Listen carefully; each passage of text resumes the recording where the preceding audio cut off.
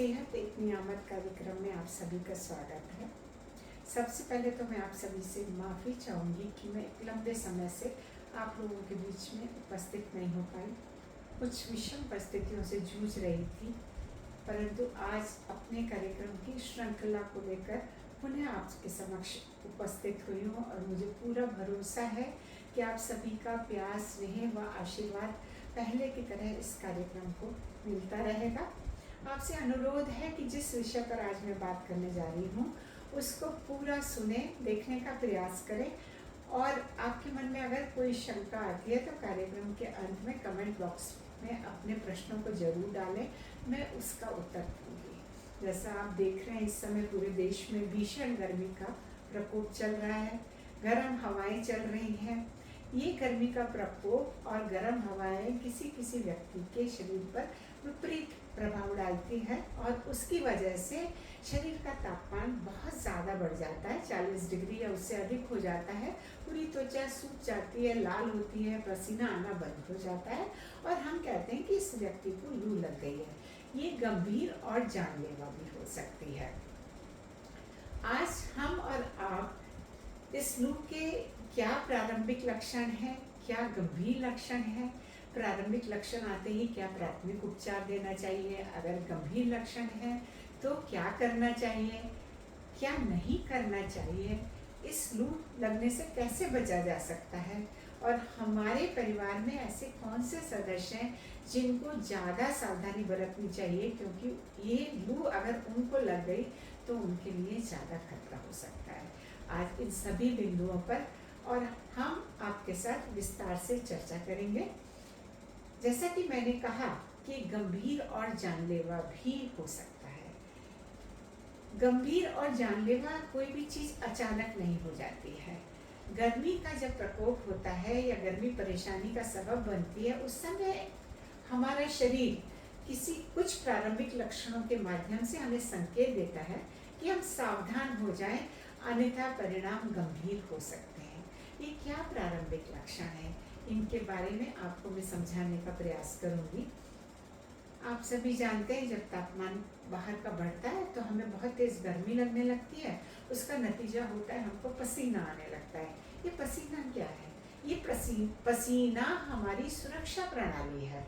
ये पसीना हमारे शरीर के बाहर आके और हमारा शरीर को नॉर्मल तापमान रखने की कोशिश करता है, हमारी सुरक्षा करता है कि बाहर का तापमान भले 38, 39 या 40 हो जाए, परंतु हमारे शरीर का तापमान 37 डिग्री सेंटीग्रेड ही बना रहेगा। ये पसीना हमारे उस गर्मी से हमारी रक्षा करता है, हमारे शरीर के तापमान को सामान्य बनाए रखने में हमारी मदद करता है। इस पसीने में जो हमारे शरीर से बाहर निकलता है वो ज़्यादा मात्रा में नमक या पानी निकलता है।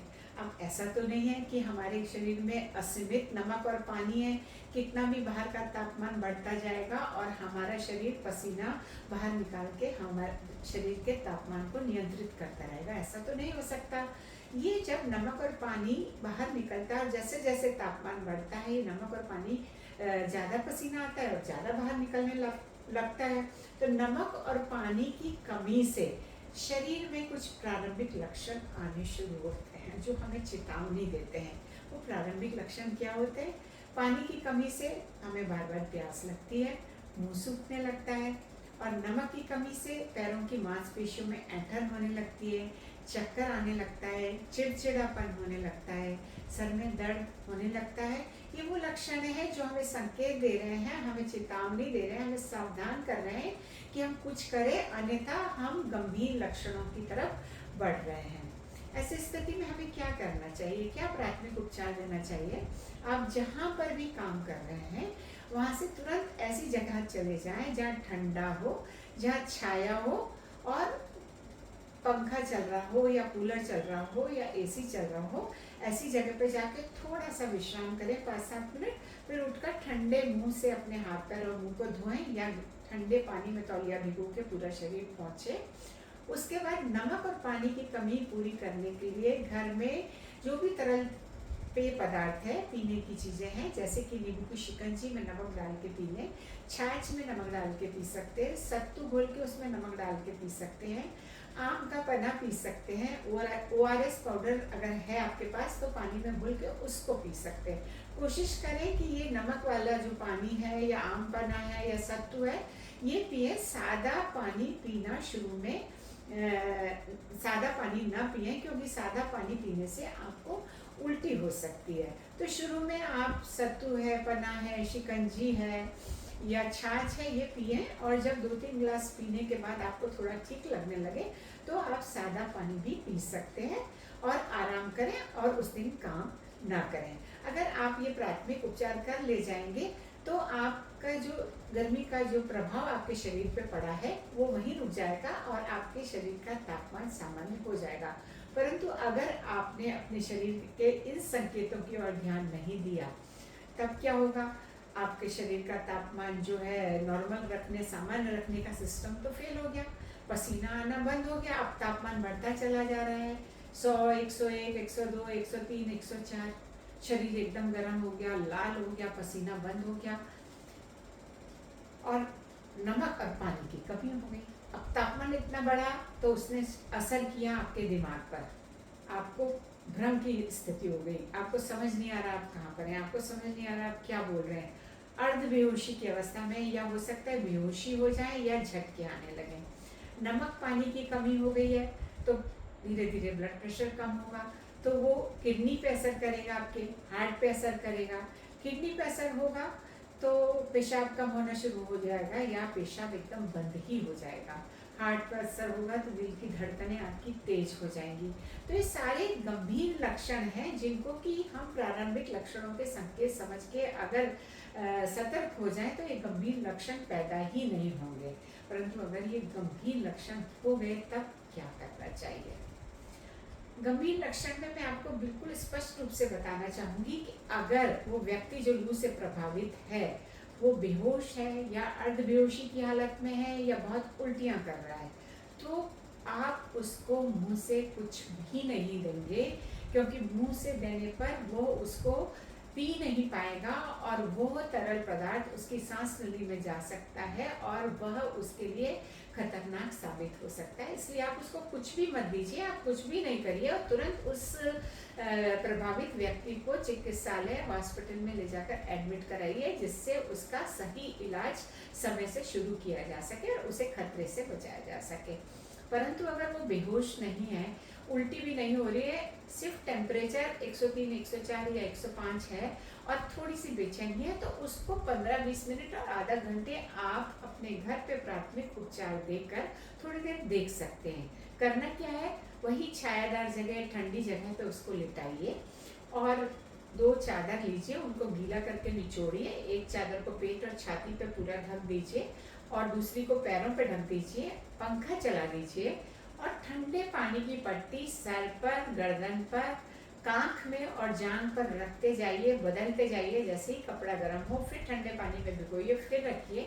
तो ठंडा पानी की जब आप पट्टी रखेंगे, ऊपर से पंखा चलेगा तो शरीर की गर्मी भाप बन के बाहर निकलेगी और उसका तापमान शरीर का थोड़ा कम होगा। अगर 15-20 मिनट में तापमान थोड़ा कम हो जाता है और बेचैनी अगर कम हो जाती है तो उस व्यक्ति को वही तरल पदार्थ जैसे नींबू की शिकंजी है, छाछ है, सत्तू घोल के पिलाना है, ORS पाउडर है, ये सब देने की कोशिश करिए नमक डाल के। और वो जब अच्छा महसूस करे तो उसको आराम करने दीजिए। परंतु अगर 15-20 मिनट या आधा घंटे में तापमान शरीर का कम नहीं हो रहा, बेचैनी बढ़ रही है, तो उस व्यक्ति को भी तुरंत हॉस्पिटल ले जाके एडमिट कराइए, जिससे कि सही इलाज शुरू किया जा सके।